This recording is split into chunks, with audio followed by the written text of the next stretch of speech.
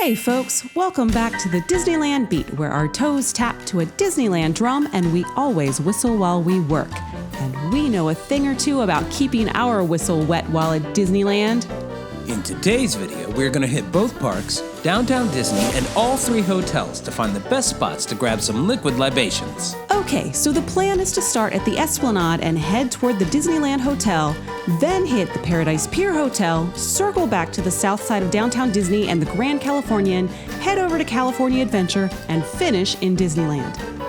Wowie, so I guess in addition to lots of drinks, we will walk a couple of miles as well. Just about. Okay, look out! In all seriousness, we are going to bookend this video with some thoughts about drinking in Disneyland. And the big thing is to ask you to keep things in moderation. This is not really a place to let it all hang out.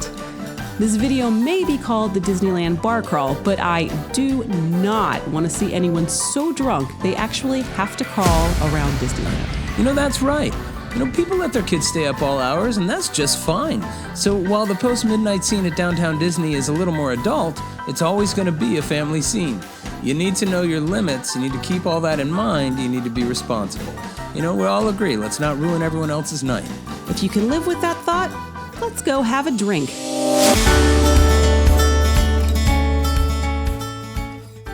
As we start off from the Esplanade, the first place to stop on the right is Naples Ristorante and Bar in downtown Disney. Now this may be the best pizza at Disney. Now they have really good pizza at the hotels and a few other restaurants in downtown Disney, but somehow the Disney chefs inside the park have not yet mastered the art of the wood-fired pizza. There is a small but good wine list and some okay beers on tap. The best beers are the 5 local ones, which include one of my favorites, the Elysian Space Dust. If you want a table, you should make a reservation, especially around dinner time. It's a nice go-to spot with a clean, fun atmosphere. If you are a beer drinker, then you need to make a reservation at Ballast Brewing Company. This place is fairly new and I believe is Disneyland's first on-site brewery. Based in San Diego, this company offers excellent beers, small batch, and with rotating varieties. I always want to stop here on every trip now to get that only available at Disneyland beer. As I'm sure you can imagine, it's a very popular spot. I'll say it again, make reservations. You cannot make reservations for this through the Disneyland app though, you have to go to their website. But it is worth the visit, so do it. It's a narrow but tall spot with both indoor and outdoor seating, which includes a rooftop patio. Right next door is the Black Tap Craft Burgers, which is always booming. They have sweet burgers and chicken sandwiches and the craziest crazy shakes ever. These things are like if someone put 3 scoops of ice cream on a filled donut, on top of a slice of cake, on top of a candy bar, and sprinkled the whole thing with nerds. Black Tap has a decent beer selection, a wine list, and a full cocktail menu. There's nothing unique about the drink selections, but it's a fun spot with some nice ambiance. We enjoy it. Yeah, it's a good family choice. The kids are really going to enjoy themselves and the menu options. You can make reservations through the Disneyland app on this one. Onward, we have some ground to cover. Let's go! The next spot to have a drink is right next door at Splitsville Lanes. This is a great addition to downtown Disney. With the loss of the movie theater and the ESPN zone, there was nothing really to do besides VR at the Void and eating. I do think it's a little pricey for what it is, but we still love going. If you are not familiar with Splitsville, it's part restaurant, part bar, and part upscale bowling alley. The alleys are not all together, and the idea here is to get a large group and get a fairly private alley experience and get served while you play. The menu is solid and extensive, sort of like a cheesecake factory, mostly American fare, but with a heavy California twist. They have pizzas that are good, but much pricier and not much better than the one you just passed up at Naples. The sushi menu is pretty good though, and the kids menu might be the biggest in downtown Disney. Now, if you're a small group of 2 or 3, it's harder to get a lane reserved, but it is possible, especially earlier in the day. You can make dinner reservations through the Disneyland app, but this does not get you a lane, just a table. You're going to have to contact them directly to get a lane. It's a great place to go party. There are 2 craft cocktail bars and an extensive drink menu. You can also see live music. What do you think? Does this sound good to you? It's from the Splitsville drink menu. It's called the Berry Lavender. On one side, you have fresh strawberries and raspberries muddled with blackberry jam.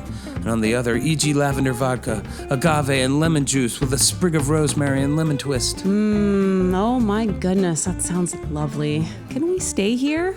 Nope, sorry. It's time to get moving. We gotta hop. Hey, we're just now crossing the bridge across Disney Way. We haven't even made it to the first hotel yet. Okay, let's go. Bye-bye, Berry Lavender. I'll be back. Like most restaurants in downtown Disney, Tortilla Joe's offers a counter service and a full-service experience. If you happen to travel to Disney on Taco Tuesday, the Taqueria is a great place to stop for some relatively affordable tacos and brews. Inside, the full-service restaurant offers a full bar with probably the best tequila menu on the Strip. The atmosphere is fun and very busy. Next stop, Trader Sam's, next to the Tangaroa Terrace by the Disneyland Hotel pools. Once you discover this place, you can see why it's so popular. This attraction is a throwback to the Adventurers Club, the Jungle Cruise, and the Enchanted Tiki Room, and others. This small bar oozes character and charm. The only problem you will ever have here is actually getting a seat. While there's usually a table outside and you can enjoy the amazing drink menu, the real treat is to get a seat inside and take in all the wonderful decorations and theming. Like Splitsville, Trader Sam's is fun for everybody. You do not have to be a drinker to have a great time here. However, if you do enjoy amazing, unique crafted cocktails, you need to do yourself a favor and order a drink here. Trader Sam's Enchanted Tiki Bar is the only place in the entire world that I know of where you can order an Adventurers Club Kungaloosh and you're going to trigger special effects that happen inside the room. In fact, many of the drinks trigger effects inside the Tiki Bar. It's one of the highlights of Trader Sam's theming. We really love the Tiki rum and the hippopotami Mai Tai, but they're all really pretty great. There are no reservations to be had, so our suggestion is to go around lunchtime, which seems to improve your chances of getting a seat inside. On every visit, I'm amazed at the amount of effort that was put into this bar that only seats a lucky 47 people at a time. Yeah, Disneyland does do charming and quaint better than any other Disney park. That's why people pay the Disneyland hotel prices. So if you can't get into Trader Sam's or you're seeking a more refined location, you can head over to Steakhouse 55 at the Disneyland Hotel and have a quiet, calm drink in its lounge. You can order from the main menu or the drink menu and have pretty much any standard bar drink made to order. The furthest hotel from the park and a former private hotel is the Paradise Pier. One of the hidden gems of this hotel is the Sandbar, a fabulous little cabana with a rooftop pool and water slide, plus a fantastic view of the fireworks. We're heading back now through downtown Disney. Hey, and the next stop is Flambeau's. All right, this place is right out of New Orleans Square, really. It looks just like it. It's in Ralph Brennan's Jazz Kitchen with its lovely balconies, atmosphere, and live music. As you might guess, the artists are often blues and jazz players, and many times it's just a pianist or a wandering musician or a small group, but expect to hear some fantastic musicians. The Uva Bar has a Mediterranean menu and is a great place to spend an evening enjoying a wonderful meal in a romantic setting. Oh, that does sound nice. But I prefer to hit this place in the morning. The adjoining Cattell restaurant, which is another fantastic dining experience, really cool seating, has a great breakfast, and the Uva Bar offers mimosa flights with orange, peach, pineapple, and cranberry mimosas. And oh, did I mention the loaded spicy Bloody Marys? Oh, it's a spicy, nice way to start a slow day. You should try it. The last place before the parks is the La Brea Kitchen. This restaurant has both a counter and table service experience with a typical alcohol menu, but the bar doesn't stand out as special to us beyond it being the closest bar to Disneyland proper. Which brings us to our last hotel, the Grand Californian. Yes, this is a gorgeous place, but a heads up everyone, it's under refurbishment right now, and several of the interior spaces are affected. The Grand Californian boasts 3 different bars and lounges. The most chill and casual option is the GCH Grill. You can find it over by the pool and enjoy some drinks in cabana style while lounging in some of the most comfortable seats in Disneyland. Now the Hearthstone Lounge can be found through the grand lobby of the hotel. Beautiful big room. You can enjoy the huge fireplace, picture window, and the Californian lodge style in a bustling hotel.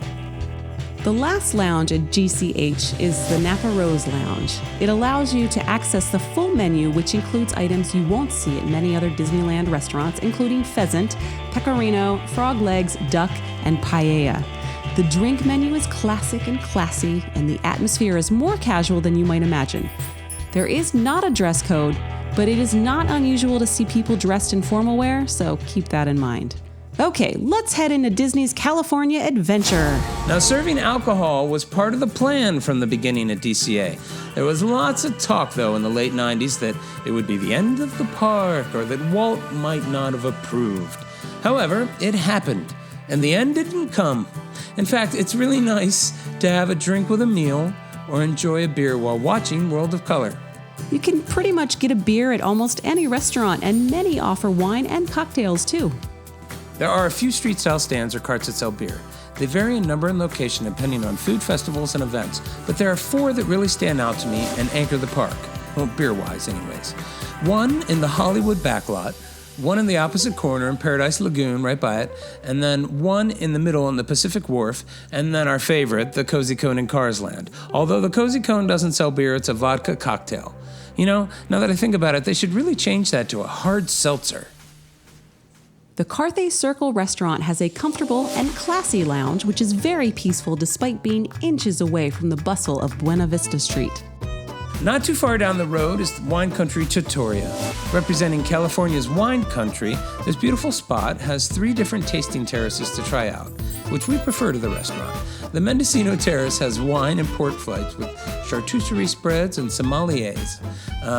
The Sonoma Terrace has a great selection of both food and wine. The Alfresco Rooftop Terrace is now AP holder only terrace with it's a great selection of wine and cocktails. And as a matter of fact, outside of Napa Rose and the Grand Californian or Salon Nouveau in Disneyland, this is probably the best place for wine in the resort, for those of you who are into that. The last place we're going to hit inside DCA is the new Lamplight Lounge. I love the Lamplight Lounge. I know, right? It really is a cocktail lover's dream. Just like Trader Sam's, there are some really unique cocktails that you should experience. There's a table service restaurant downstairs, and upstairs is a counter service lounge where you can enjoy an expanded drink menu with lobster nachos. You know, the atmosphere is really fun. The place is decorated with what appears to be the leftovers from the animation studio, with little Easter eggs everywhere you look. The drinks are also fun, with bubbling cocktails, which use dry ice in very cool glasses. There's non-alcoholic versions for the kiddos here, but for us, drinks like the sequel, Final with a Fix, and Nectar in the Rye keep us coming back for more. How's everyone doing? You guys ready to walk to our last spot for the night? I hope you made reservations. Yeah. Over to Oga's Cantina we go. This new, super popular location in Disneyland serves up cocktails in a galaxy far, far away. This place does have a unique and well-designed... And expensive. Yes, and expensive drink menu. Also, like Trader Sam's, this place does not have a large capacity, but it does offer some tasty and unique drinks in an amazing atmosphere. Our favorites include the new famous Cliff Dweller and the Fuzzy Tauntaun. In my opinion, along with Trader Sam's and Lamplight Lounge, it completes the trifecta of the 3 coolest bars in Disneyland. I guess I'd have to agree. If you do go to Oga's, try to get a group of 6 together so you can get a table. And be sure to stop over and dance a quick Disneyland beat to DJ Rex's Sweet Grooves. Well, thanks so much for tuning in, folks. We hope you had a fun night. We really appreciate you coming along. If you enjoy the video, please like and subscribe and leave us a comment. We want to hear from you. Let us know what you're excited about, looking forward to on your upcoming trip, and everything else. While we did have a great time, I want to take one more moment to remind you to please enjoy responsibly. Disneyland should be a fun and safe place for everyone. Have fun, be courteous, considerate, and drink responsibly, especially at Disneyland. Thanks so much, folks. We'll see you real soon, mouseketeers. See you real soon.